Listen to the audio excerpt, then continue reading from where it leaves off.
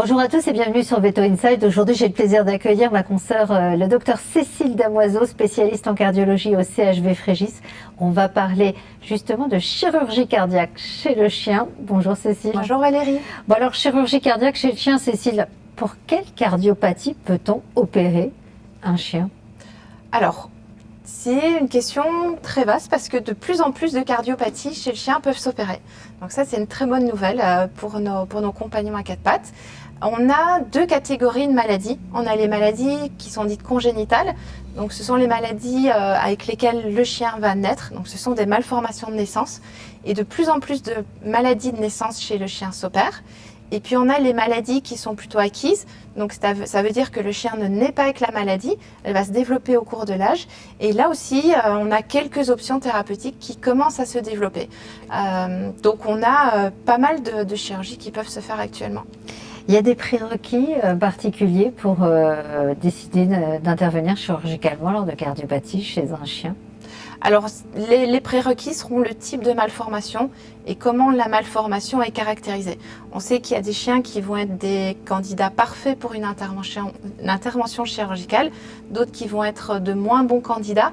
Et donc, on évalue un petit peu chaque fois le risque et le bénéfice, sachant qu'on veut vraiment opérer quand on sait que les bénéfices sur la qualité de vie, sur la survie seront largement supérieurs au risque opératoire qui sera pris.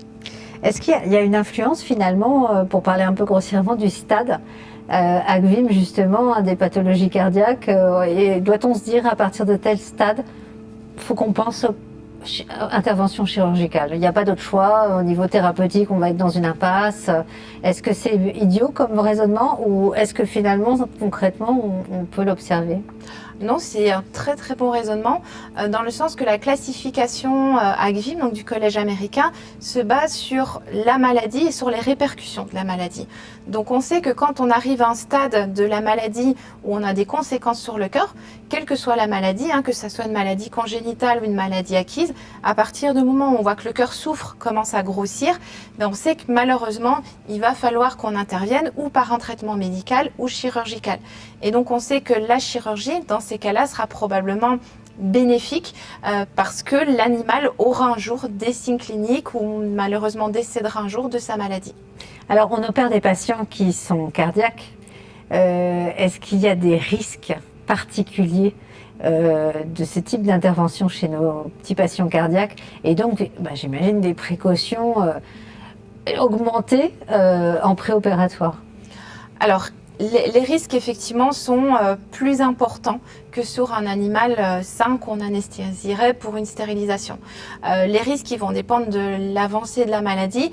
Plus la maladie est avancée, plus l'animal présente des signes cliniques, si l'animal fait des malaises, si l'animal a de l'eau dans les poumons, tout ça va compliquer les anesthésies. Et donc ce sont toujours des anesthésies assez lourdes à prendre en charge, dans le sens qu'on utilise vraiment des molécules les plus adaptées possibles, des molécules qui vont avoir le moins de répercussions possible sur le cœur.